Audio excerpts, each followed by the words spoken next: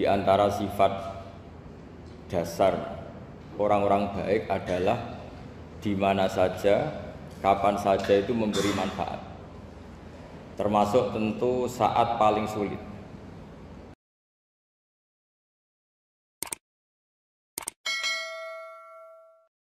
Alhamdulillahirabbil alamin wassalatu wassalamu ala asyrofil mursalin nabiyina wa habibina Muhammadin wa ala alihi washabihi ajmain amma ba'du. Saya mau membaca bab tentang faslun fi nafil ibad bi kullil bilad. Bab seharusnya seseorang memberi manfaat kapanpun dia berada, dimanapun dia berada. Jadi kapanpun dan dimanapun dia berada. Qala Allah Ta'ala wa ja'alani mubarakan aynama kuntu. Ayna fi an ibadihi aynama kunna. Di sini diterangkan an-naf'u naf'ani, naf'un fil adyan wa naf'un fil abdan. Wal barakah kasratul khairi wa ziyadatu. Fa athnallahu ala Isa bi kaunihi ja'alahu nafi'an lil ibadi aynama kana wa haitsu kana. Jadi yang perlu saya terangkan, di antara sifat dasar orang-orang baik adalah di mana saja, kapan saja itu memberi manfaat. Termasuk tentu saat paling sulit. Jadi Nabi Isa menceritakan dirinya itu wa ja'alani mubarakan aynama kuntu, saya ditakdir Allah berada di mana saja, memberi berkah, memberi kemanfaatan bagi orang lain. Ada beberapa cerita tentang Nabi Isa. Jadi perlu diketahui ada 3 nabi yang seperiode. Satu Ibrahim dan Nabi Lut. Ibrahim itu sama Nabi Lut itu pernah paman. Kedua Nabi Musa dan Harun. Sebetulnya yang jadi nabi itu Nabi Musa, tapi Nabi Musa karena alsak, lisannya tidak jelas, minta Nabi Harun, ya tentu minta kepada Allah supaya Nabi Harun jadikan nabi. Terus ketiga Nabi Isa dan Yahya. Yahya bin Zakaria, terus Isa ini pernah keponakan Zakaria. Kira-kira kalau di Jawa ya misanan antara Yahya dan Jawa Isa. Jadi ada 3 nabi yang seperiode. Tapi yang paling berkompeten, yang sederajat kira-kira seperti itu hanya Isa dan Yahya. Karena Nabi Lut dan Nabi Ibrahim itu beda level, karena Lut ini pernah keponakan, jadi hubungannya kira-kira yang murid dan guru. Terus Musa dan Harun itu juga nggak level, karena Nabi Harun ini jadinya nabi itu atas permohonan Nabi Musa, sehingga meskipun Harun itu kakaknya tapi nggak berani bantah. Jadi Nabi Musa itu dalam cerita beliau itu alsak itu lesannya agak kedal. Tapi ini alsak yang barokah. Jadi dulu ceritanya Musa kecil karena dia seorang nabi, beliau seorang nabi. Itu kalau melihat Fir'aun itu mangkelnya bukan main. Padahal kecilnya dirawat Fir'aun.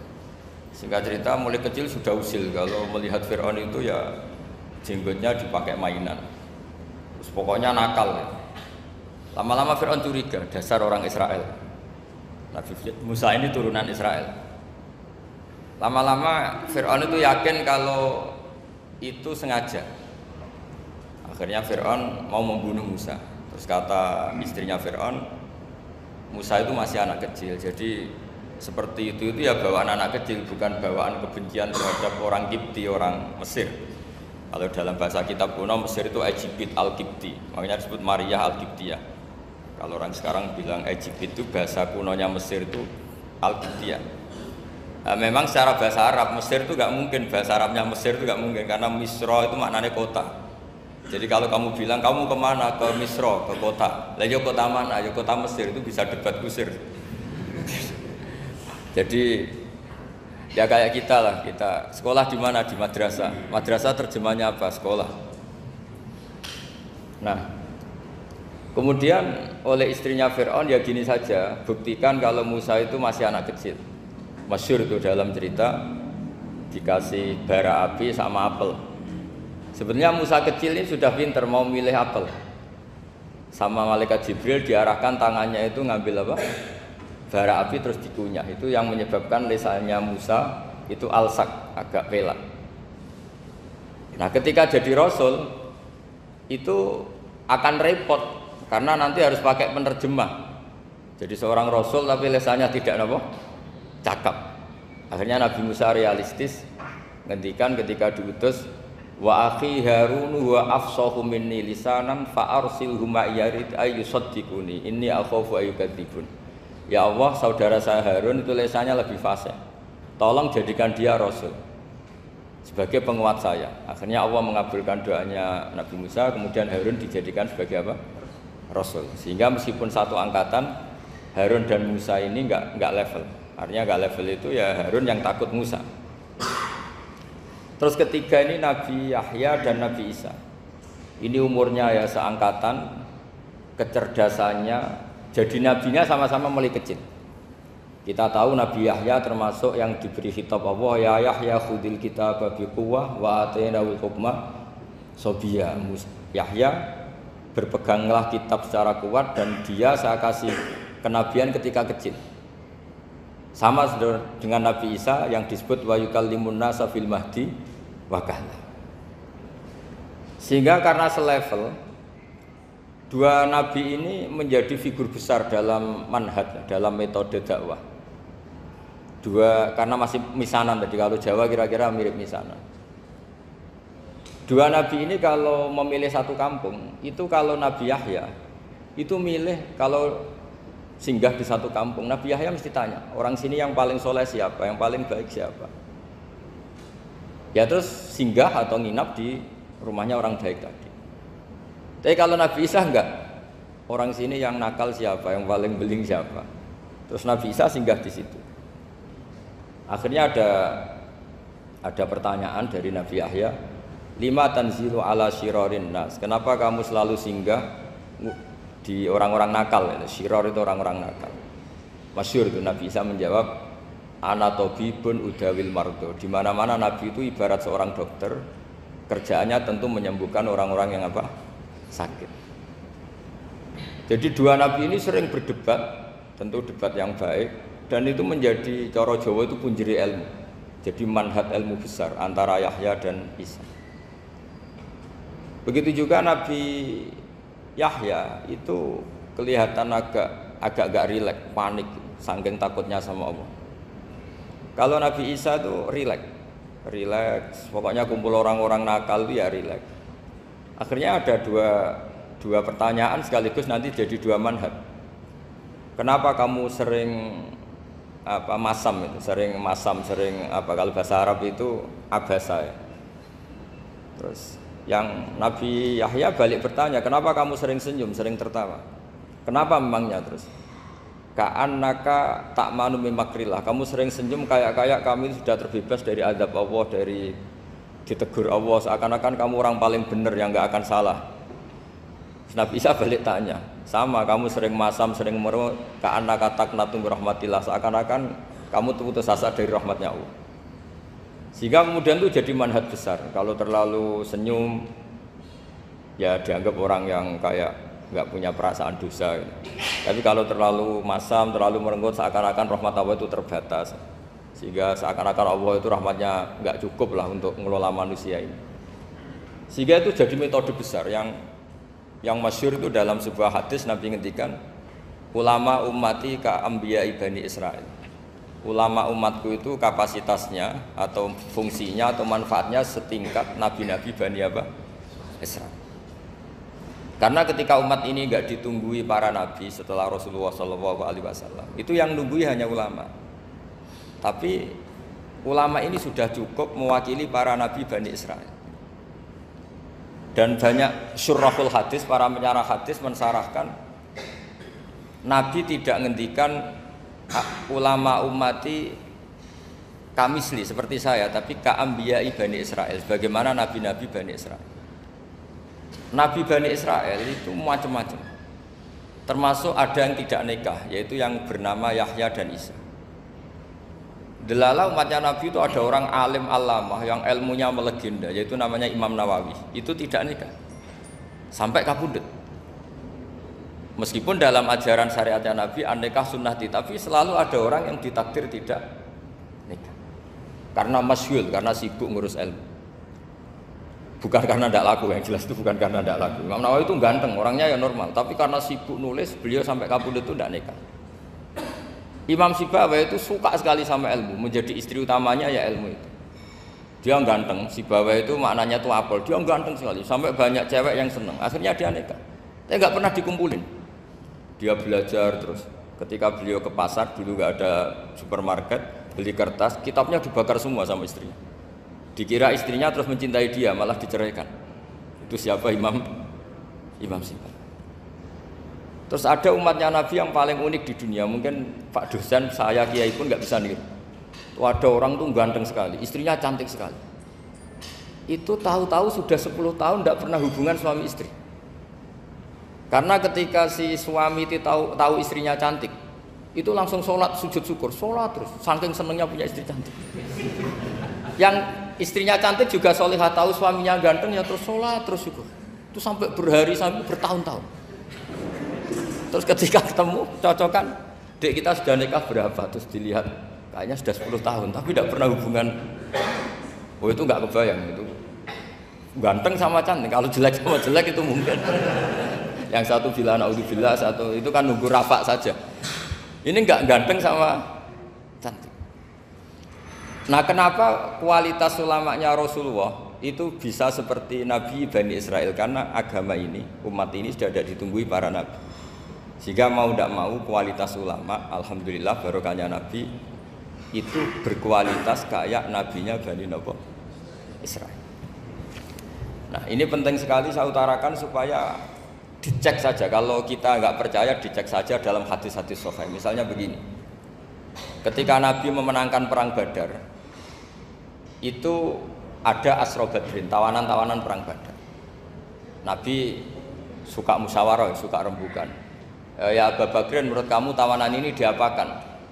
Kata Abu Bakar, hum asyiratuka, mereka itu keluarga engkau, orang-orang Quraisy. Ya dibebaskan saja, pakai tebusan. Nanti uang itu kita kelola supaya jadi penguat Islam, dan orang-orang ini merasa utang jasa karena harusnya dibunuh, tapi kita bebaskan. Terus tanya, bagaimana kamu ya Umar, menurut kamu? Kata Umar, ini kan orang-orang yang dulu ingin bunuh kamu, yang ingin menghabisi jenengan, ingin dan sudah ngusir jenengan. Ya setelah ketangkap ya dibunuh, kok repot. Apa kata Rasulullah? Rasulullah spontan ngendikan, inna masalah kayak Abu Bakrin kama sali Ibrahim. Kamu ibarat kayak Nabi Ibrahim. Izqala faman tabi'ani fa innahu minni wa man asani fa innakal ghafurur rahim. Jadi Nabi Ibrahim itu unik. Melihat umat itu sesyafakoh itu. Syafakoh itu banget sayangnya. Nabi Ibrahim cara berpikir, faman tabi'ani fa innahu minni, orang yang ikut saya ya Allah pasti golongan saya, tentu layak masuk surga. Waman asoni, orang yang mendurhakai saya, fa innaka ghafurur rahim, engkau maha pengampun. Bukan yang mendurhakai langsung masuk neraka, enggak, engkau maha pengampun. Wa masaluka ya Umar kama salin Nuh, isqala rabbi la tadzar ala ardi minal kafirina dajjara. Umar, kamu mirip Nabi Nuh, inginnya semua orang kafir dihabisin. Ya masyhur kan Nabi Nuh itu nggak ingin ada orang kafir sampai ada banjir tufan. Nah kalau sampean tanya bedanya apa dengan garis keras sekarang? Bedanya ya beda sekali. Kalau Nabi Nuh benci sama orang kafir itu diserahkan yang punya, sehingga yang punya yaitu Allah yang menghukum dengan banjir bandang.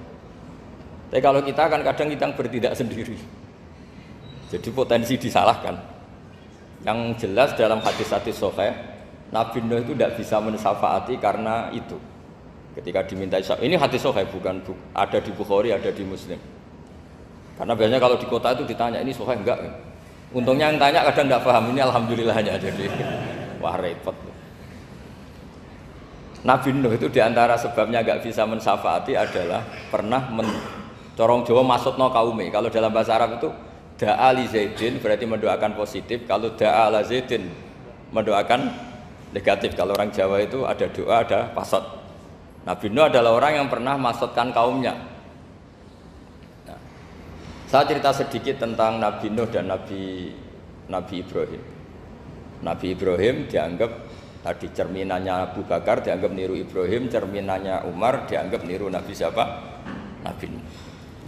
Lalu kalau sampean tanya, bedanya gimana? Begini logikanya. Andai kan kita mengkaji secara akademik begini. Ada ulama besar namanya Abdul Hasan Asyadzili, itu masyhur di Indonesia menjadi Thariqah Asyadziliyah. Terus ada seorang muridnya minta gini, ya Abdul Hasan Asyadzili, tolong saya dikasih ijazah supaya saya tidak pernah maksiat di bumi ini. Karena saya takut sama Allah, kalau saya maksiat itu merasa tidak nyaman dengan Allah. Abdul Hasan Asyadzili ini malah marah besar. Atuhibbu alla tadhhara maghfiratu. Kalau kamu tidak pernah maksiat, berarti kamu suka maghfirahnya Allah Ta'ala itu tidak kelihatan, karena nggak ada yang maksiat. Tapi bukan dukung kamu yang tidak ada, ini cerita ilmiah. Tapi kalau Said Abdul Al-Haddad itu kebalikannya. Ada orang fasik gitu, hidup berkeliaran, mengganggu masyarakat, ganggu ketertiban agama. Ada kiai atau siapa gitu mendoakan supaya tobat atau dikasih panjang umur supaya nanti bisa tobat. Itu beliau Said Abdul Al-Haddad marah besar. Man da'a li fasikin bil baqa faqad ahabba ayu sawahu fi ardi. Orang yang mendoakan orang fasik hidup berarti dia suka Allah dimaksiati di buminya. Jadi akhirnya jadi kutub besar, yang satu Syadziliyah, yang satu Haddadiyah. Kenapa ya? Karena tadi yang satu cerminan Nabi Isa, yang satu cerminan Nabi Yahya. Sebagaimana sabda Rasulullah tadi, ulama ummati ka anbiya'i bani Israil.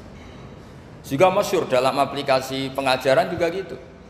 Masyhur sekali dalam kitab-kitab diceritakan.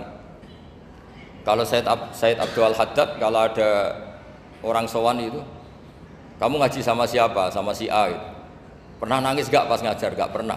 Udah gak terus, gak usah diterusin ngaji orang seperti itu. Hatinya atos ya, wong ora iso nangis ya. Tapi kalau Abdul Hasan Asyadzili kebalikan, kamu ngaji sama siapa? Sama si A gitu. Pernah tertawa enggak kalau ngaji? Enggak pernah. Udah, enggak usah ngaji sama orang itu. Orang enggak bisa syukur. jadi itu manhaj besar. Nah, akhirnya orang-orang kayak kita ini enggak jelas semua. Nangis ya bisa, syukur, guyu ya bisa. Cuma celakanya kalau kita nangis karena tidak punya uang, kalau guyu karena punya uang, itu masalahnya. Tapi kalau wali-wali dulu enggak. Kalau senyum ya karena saking yakin rahmatnya Allah itu wasiat rahmatu. Kalau nangis ya karena takut azabnya Allah. Kalau kita kan enggak, sangat-sangat materialistik. Ini yang membedakan kita. Sebenarnya nangis dan senyum itu satu keharusan karena Allah punya madharul jalal. Ketika Allah dengan sifat keagungannya, maka kita ini cara Jawa serako bersenyum. Tapi Allah itu kadang sebagai madharul jamal, adanya satu keasikan. Sehingga yang merengut itu yang salah. Makanya dalam ilmu tasawuf, kutub wali itu hanya dua. Allah dengan madharul jalal, dengan Allah yang madharul jamal. Contoh madharul jalal misalnya gini. Ketika Nabi Musa ingin melihat Allah, saking kangennya ingin melihat Allah, Rabbi arini anzur ilaik, ya Allah saya beri hak untuk melihat engkau. Allah dengan jalalnya gini, Allah itu qadim, superior. Tentu gak layak tersentuh barang hadis itu makhluk. Sehingga ketika falam matajalla rabbuhu lil jabali ja'alahu dakka wa kharra Musa shaiqa. Sehingga enggak levelnya, apapun hebatnya Nabi ini tetap makhluk. Sementara Allah itu qadim. Enggak kuat. Makhluk yang fana ini, yang profan ini enggak kuat. Enggak kuat menampung zat yang qadim, yang superior, sehingga gunung pun hancur. Nabi Musa pingsan. Tapi ketika Allah dengan madharul jamal itu Allah dengan keindahannya, dengan kasih sayangnya, memberi hak makhluknya untuk melihat. Nah, di sini ini Allah sering ngendikan wujuhu yauma idzin nadhirah ila rabbiha nadhirah. Nanti ada wajah-wajah yang di surga itu melihat saya, kata Allah. Tapi apakah betul melihat kayak saya melihat dosen, melihat Pak Rektor, melihat teman-teman, itu tidak bisa. Karena Allah itu qadim, sehingga meskipun manusia ahlul jannah melihat Allah, tetap Allah ngendikan la tudrikuhul absar wa huwa yudrikul absar. Karena Allah di balik jamalnya ya punya jalal, di balik jalalnya juga punya jamal. Sehingga selalu di Quran itu diulang beberapa kali supaya proporsional. Nah, kenapa ahli sunnah tetap berkeyakinan Allah bisa dilihat? Logikanya begini. Fa inna kulla maujudin yasihu ayyura. Allah itu zat sing nyata-nyata wujud dan punya eksistensi. Di mana-mana sesuatu yang wujud itu layak untuk bisa dilihat. Lalu pertanyaannya gini, kenapa kita tidak bisa melihat sekarang kok nunggu di akhirat? Karena mata kita sekarang itu profan, fana. Sementara kita setelah di surga, tubuh kita didesain abadi. Ya saya ulang lagi, setelah kita di surga, semua fisik kita ini didesain abadi. Tentu karena desainnya sudah abadi, layak melihat zat yang abadi. Tapi pertanyaannya, kenapa tidak bisa ikhatoh, tidak bisa melihat sampai faham, la tudrikul absar? Karena abadi kita itu diabadikan. Sebagaimana surga abadinya diabadikan, neraka diabadikan. Sementara Allah abadi dengan dirinya sendiri, yaitu Al-Qayyum, atau dalam bahasa ngajinya qiyamuhu binafsi. Nah, lalu pertanyaan, makanya Mu'tazilah itu menentang betul kalau orang di surga bisa melihat Allah. Cara berpikir Mu'tazilah, melihat itu artinya yang dilihat ada arahnya, sementara Allah terbebas dari arah. Tapi kata ahli sunnah, cara berpikir tidak seperti itu. Melihat itu pokoknya tahu. Nah, tahu karena mata itu karena kita ditakdir tahu itu karena mata. Sebetulnya yang menjadikan tahu itu tidak mata. Ya kalau tahu ya tahu saja, bukan harus pakai mata. Itu cara berpikir ahli sunnah wal jamaah. Jadi saya beri ya bocoran. Kenapa mazhab ahli sunnah itu yang dipilih oleh banyak mayoritas di dunia, jumhur itu. Ahli sunnah itu dianggap pikirannya lebih orisinal. Misalnya ahli sunnah kalau ditanya, kenapa kamu melihat? Ya melihat saja. Kenapa kamu mendengar? Ya mendengar saja. Kesannya itu tidak rasional, kayak orang yang nggak pinter itu. Tapi sebetulnya itu yang benar. Jadi cara berpikir ahli sunnah itu melihat itu menjadi tahu. Menjadi tahu itu bisa karena mendengar, bisa karena melihat, bisa karena dikasih tahu, bisa karena bersentuhan. Sebab itu di Quran itu ada ayat ala ya'lamu man khalaqa, bukankah zat yang menciptakan itu menjadi tahu. Sehingga kenapa Allah itu selalu tahu? Karena Allah yang menciptakan. Kalau kamu tahu karena mata, sekali itu jauh, maka kamu tidak melihat. Atau kamu sekarang buta, kamu tidak melihat. Atau tertutupi barang itu, maka kamu tidak melihat. Tapi kalau kamu tahu karena kamu menciptakan, maka akan melihat terus. Misalnya saya ini tukang batu. Saya ingat betul ketika saya bangun Monas, itu pulpen saya tak tanam di dalam Monas. Saya ingat betul kalau pulpen saya warnanya putih, tak tanam di Monas 2 meter dari pondasi. Setelah saya pulang ke Jogja ditanya, di dalam Monas ada apa? Ada pulpen. Posisinya 2 meter dari pondasi. Kenapa saya tahu? Karena saya yang menciptakan. Nah, karena menciptakan ini sehingga tahu saya akan terus menerus. Tapi kalau tahu karena mata, sekali barang itu tertutupi, nggak tahu. Misalnya saya tahu jenengan karena dekat sekali jenengan kemana-mana saya sudah tidak tahu. Tapi kalau saya menaruh sesuatu di tubuh Anda, sehingga kamu kemana-mana tetap tahu bahwa barang itu ada di tubuh Anda. Nanti kalau ada yang protes, tapi bisa saja Gus barang itu dicuri orang kemudian Anda tidak tahu. Yang menjadi tidak tahu karena saya sudah tidak menciptakan suasana itu. Selagi saya yang menciptakan, maka akan tahu terus. Nah, tapi karena Allah ini menciptakan semua yang ada di bumi, maka Allah tahu terus. Sehingga Allah tahu cara bikin kuman. Terus tahu bahwa manusia itu punya kuman, kumannya punya organ, organnya juga punya kuman. Terus gak kebayang. Kamu bayangkan kayak, makanya Allah itu kalau cerita sederhana, innallaha la yastahi ayyadriba matsalam ma ba'udatan fama fawqaha. Allah itu tidak malu bikin perumpamaan nyamuk, karena nyamuk itu lebih dahsyat timbang gajah. Para pematung itu disuruh bikin gajah masih mampu, bikinkan patung gajah, mungkin masih sanggup. Tapi kalau tak suruh bikin patung nyamuk, nggak usah bikin hidup, patungnya saja sekecil itu. Padahal nyamuk kecil itu punya organ tubuh. Lalu bikinnya organ tubuh nyamuk itu kayak apa sih? Organnya punya kuman, kumannya punya organ, organnya juga punya kuman. Sehingga orang-orang alim itu baca nyamuk itu lebih jadi ayat Allah ketimbang melihat dinosaurus. Tapi sekarang orang itu nggak tertarik ceritanya. Jadi beda perasaannya orang alim sama orang awam. Kalau orang awam tuh melihat mukjizat kan yang dasar-dasar kayak dinosaurus, gajah, wow gitu. Kalau orang alim nggak, malah melihat nyamuk. Nah, kealiman seperti itu terjaga di umatnya Muhammad, di umatnya Rasulullah Muhammad SAW. Karena ketika umat ini nggak ditunggui para nabi, itu Allah menjamin Muhammad, ulama umatmu nanti punya kemampuan seperti nabi. Tentu tidak dalam keutamaan ya, keutamaan tentu nggak sekelas sama nabi. Kenapa itu terjadi? Karena tadi para nabi ini mewakili sekian karakter. Kalau kita sangat mencintai Indonesia, maka kita akan tegas siapapun yang ingin menghancurkan Indonesia. Itu kira-kira cerminan Nabi Nuh. Kalau kita sangat mencintai Allah, maka kita akan benci sebenci-bencinya sama orang yang mendurhakai Allah. Tapi masalahnya Allah yang kita cintai itu memaklumatkan diri kalau bersifat ghafur, pengampun. Jika kalau kita terlalu kasar, ini kan yang kita cintai bersifat ghafur kok kita kasar. Di sini Nabi Ibrahim, beliau sangat mangkel sekali sama yang durhaka sama Allah. Tapi mau mangkel gimana? Zat yang mengajarkan itu bersifat ghafur. Maka kita mau tidak mau, makanya ada riwayat mengatakan takhallaku bi akhlaqillah, kamu bertata krama kayak akhlaknya Allah. Akhirnya ya sudah, kita mau apa coba? Kira-kira kalau kamu mencintai seseorang, itu potensinya kan dua, protektif. Ada telepon, itu dari siapa? Cewek atau cowok? Protektif. Itu bukti cinta apa bukti suudon? Kan tidak tahu. Tapi misalnya kamu cinta perempuan terus WA-an sama lelaki gak apa-apa, jalan sama lelaki gak apa-apa, sama masa lalunya pacarnya juga gak apa-apa. Itu cinta apa pembiaran? Kan sama-sama gak jelas. Nah kira-kira mencintai Allah itu kira-kira analoginya seperti itu. Kalau yang satu protektif, Allah harus zat satu-satunya yang disembah, gak boleh didurhakai, gak boleh dikhianati kok. Sehingga ini sangat keras sekali. Nah, ini Nabi Nuh. Di sini ada Nabi Ibrahim karena orang yang zat yang kita cintai bersifat ghafur. Jika kalau kita terlalu tegas beda dengan sifatnya Allah yang bersifat ghafur. Nah umatnya Nabi seperti itu mulai dulu. Ada yang moderat, ada yang keras, ada yang setengah keras, setengah moderat.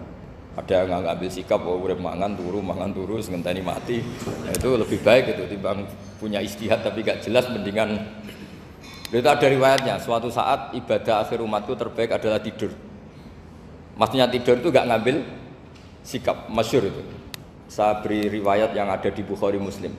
Satakunu fitanun al-qa'id fiha khairun al-qa'im wal-qa'in fiha khairun al-masi wal-masi fiha khairun nas-sa'i. Nanti di akhir zaman itu banyak fitnah, kata Rasulullah.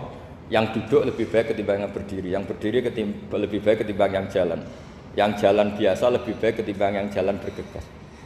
Man tasyarrafa laha tastasrifu. Fitnah itu adalah siapa yang terlibat maka akan semakin parah.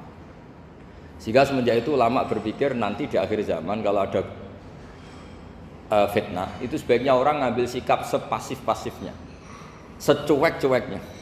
Jadi semua syurahul hadis sepakat makna hadis ini apa? Orang disuruh sikap secuek-cuek. Misalnya pilihan presiden, contoh kecil pilihan presiden. Mungkin para intelektual nggak merasa, tapi kalau ulama itu cara berpikir beda. Pilihan presiden, kamu fanatik milih A, yang satu fanatik milih B. Ya presiden atau bupati atau gubernur. Terus yang satu bilang gini, wah kalau nggak di presideni A, nggak di bupati A, nggak di gubernur A, negara ini rusak.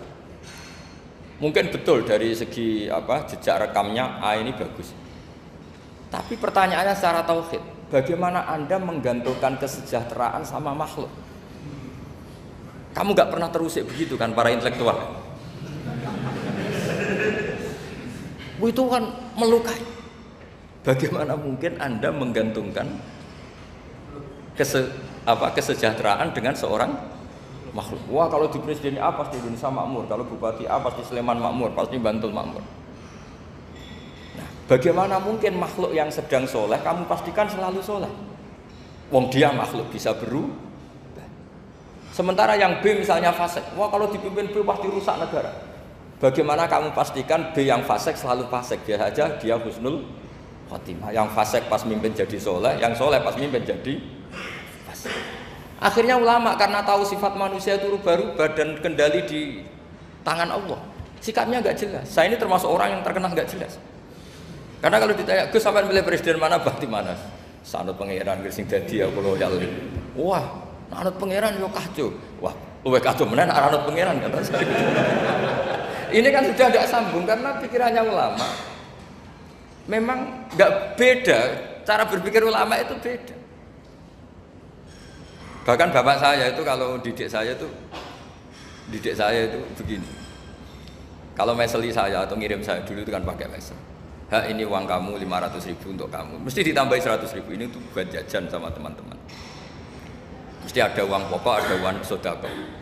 Dulu saya sering tanya, kenapa bapak sangat menghormati teman-teman saya? Kata bapak, kowe mondok iku aku ora iso nyukupi, sing iso nyukupi ya kanca-kanca.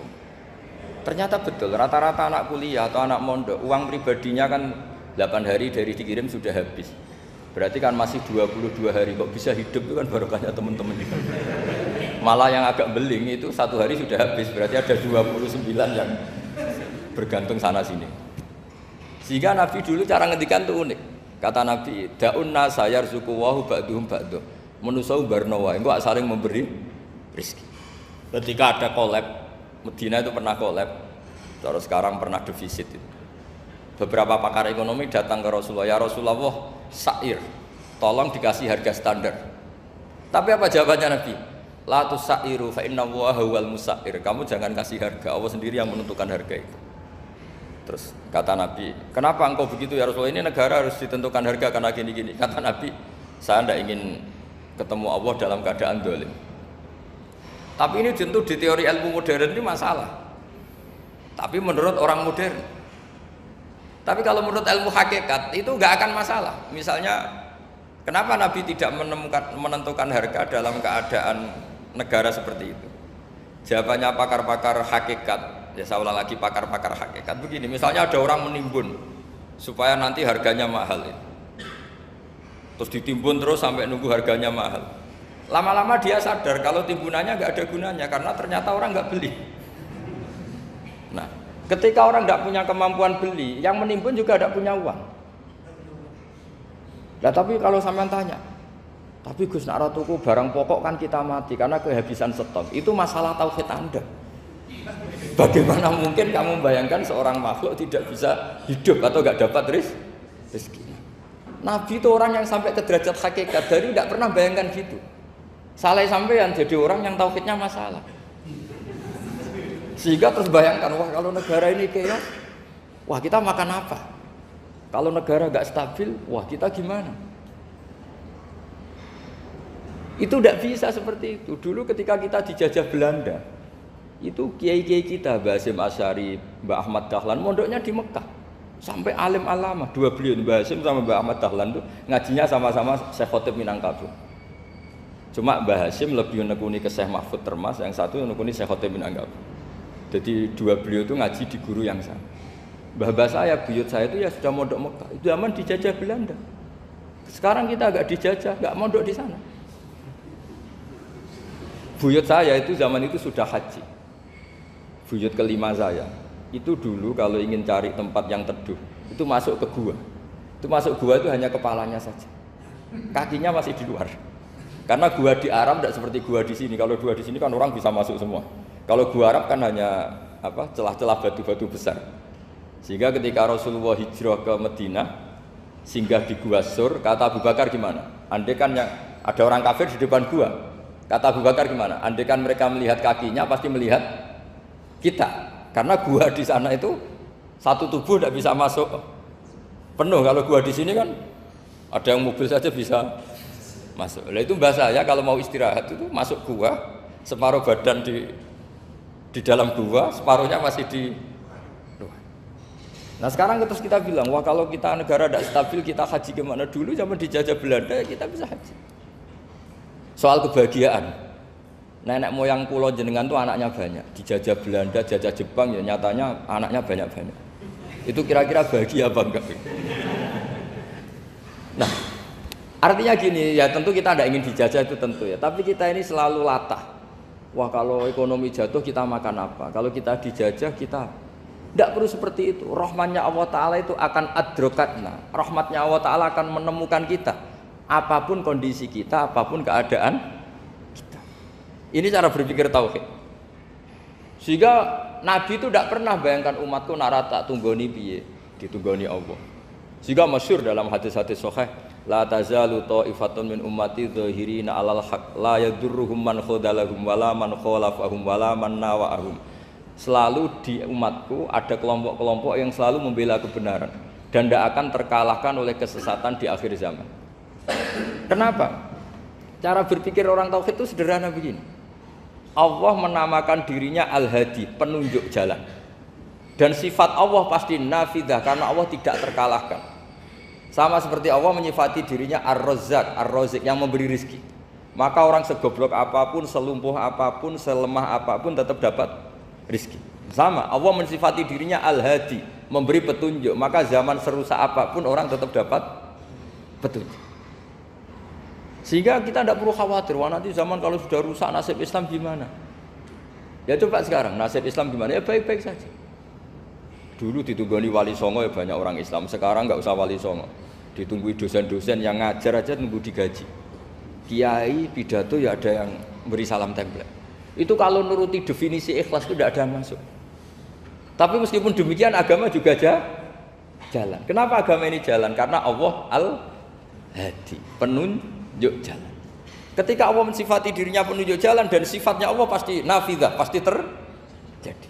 Karena Allah tidak pernah gagal. Sehingga agama ini akan ada terus sampai akhir zaman.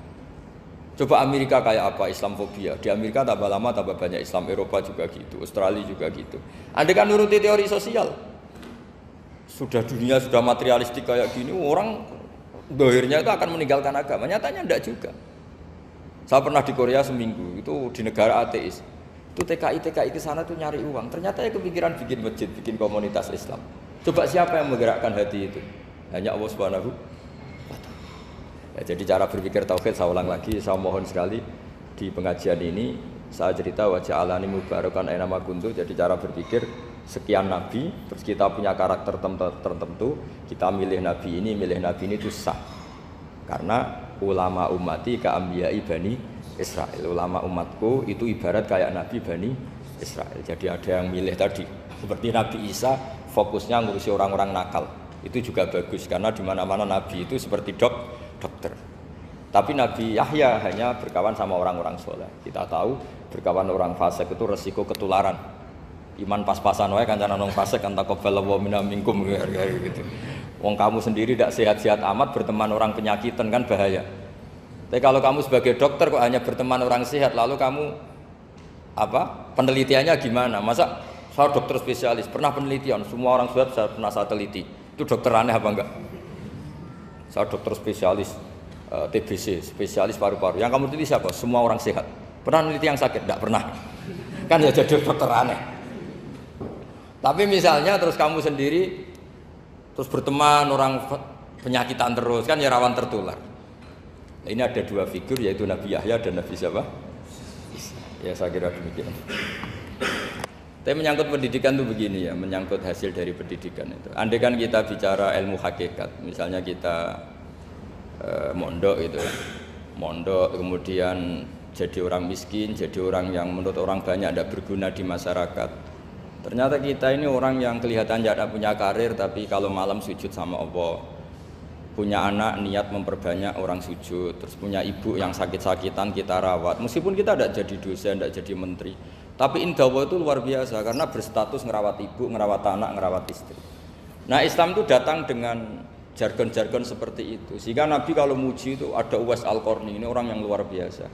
Ternyata dia itu punya ibu lumpuh yang kalau kemana-mana harus digendong. Ketika tetangga-tetangganya berhasil sowan Rasulullah itu Uwais Al-Qarni tidak bisa karena setiap ibunya dipamitin mau sowan ke Rasulullah itu sama ibunya nggak boleh. Tapi apa yang terjadi? Justru dipuji-puji Nabi sebaik-baiknya kurun itu waktu adalah kurun yang ada Uwais Al-Qarni. Saya punya teman, ini kisah nyata, saya berkali-kali ngisi ngaji di komunitas ulama. Ini mungkin tidak bagus untuk kampus, tapi harus saya utarakan supaya ya kita evaluasi. Saya bilang gini, saya ini jadi kiai itu sering iri sama orang goblok.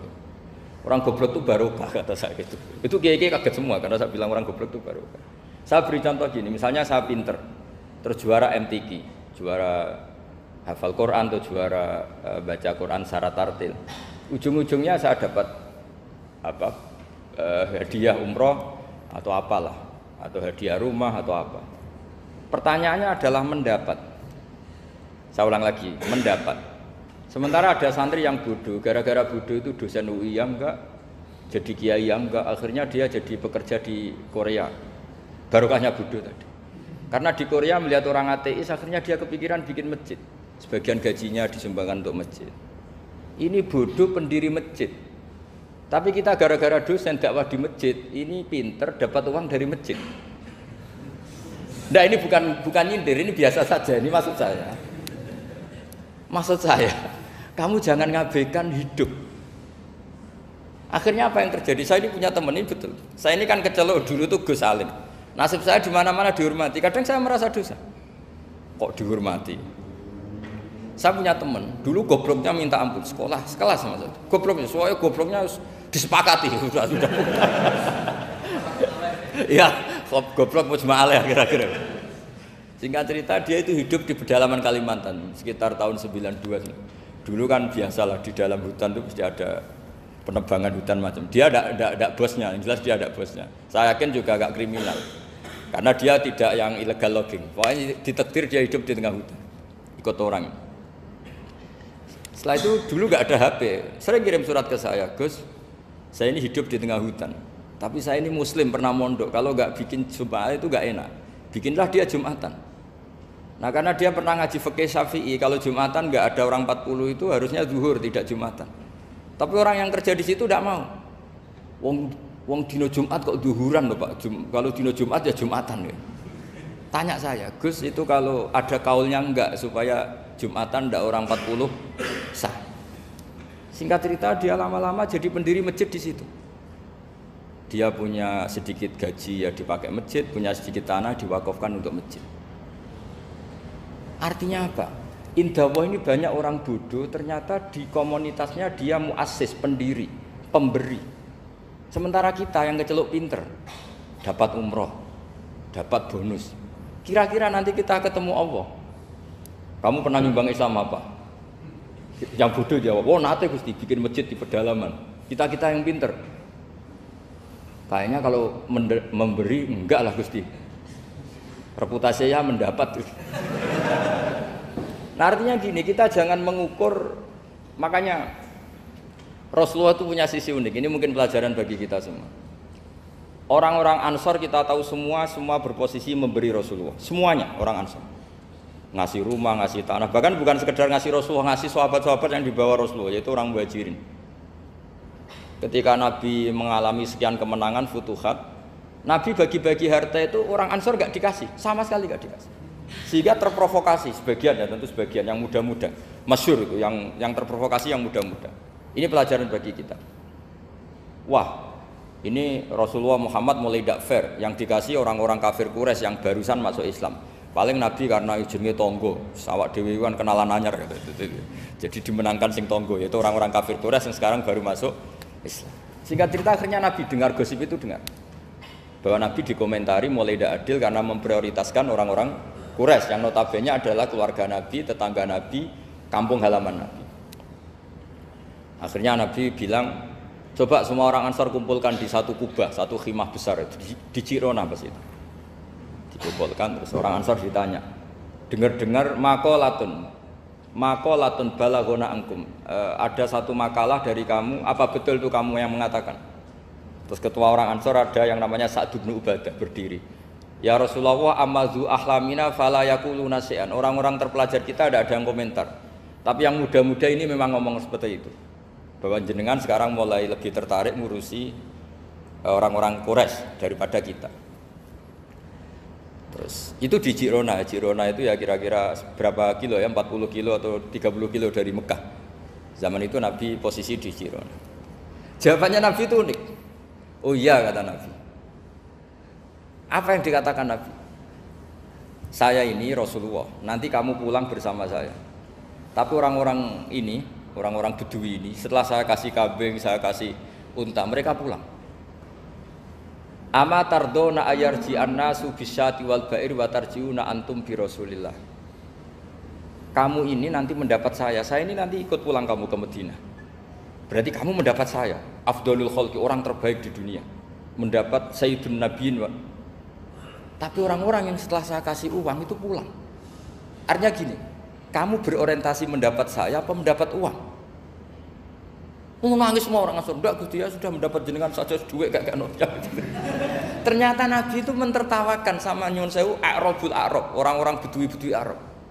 Ya Rasulullah, ini baru Islam, tolong diservis dong, namanya mu'allaf. Saya baru Islam, tolong diservis toh.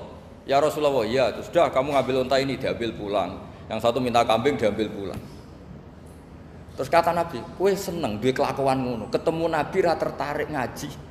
Bar tuk duit mulai bar tuk duit. Sementara kamu mendapat saya. Intinya Rasulullah ingin mengajarkan ke orang-orang Ansor, kamu dulu tuh heroik. posisinya memberi untuk Islam, maka heroik kamu tidak akan saya batalkan. Dari mental memberi kemudian ingin mental mendapat. Itu hebatnya Rasulullah. Jadi kalau dalam tradisi sahabat, misalnya saya sering ditolong orang gitu. Kok setelah saya jadi kiai besar atau jadi wapres kira-kira gitu kayak Pak Maruf Amin, itu malah sebaiknya tidak usah balas yang berjasa kalau ini calon wali. Karena nggak boleh kebaikan itu dibatalkan dengan mendapat. Ini cara teori politik masalah ini. Tapi kalau teori wali keharusan, masa ngamal kok dibatalkan? Nah kan ini ngaji, kalau ngaji itu ya daftarnya jadi wali, jangan jadi politikus kan gitu. Jadi ibarat kita coba sekarang banyak kampung itu geger kan gara-gara itu. Wakifnya masjid itu ikhlas tanah untuk masjid.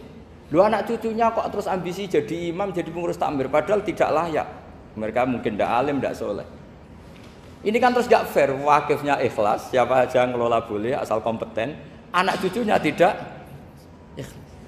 Nabi itu nggak mau. Jika masyhur orang Ansor itu ketika Nabi menawarkan, kita sekarang sudah futuhat, apa harta yang kamu kasihkan muhajirin tak kembalikan? Sekarang negara mampu. Tidak ya Rasulullah, kita tidak akan mengambil sesuatu yang sudah kasihkan lillahi ta'ala. Orang muhajirin juga sama ketika di Ji'ronah di Mekah.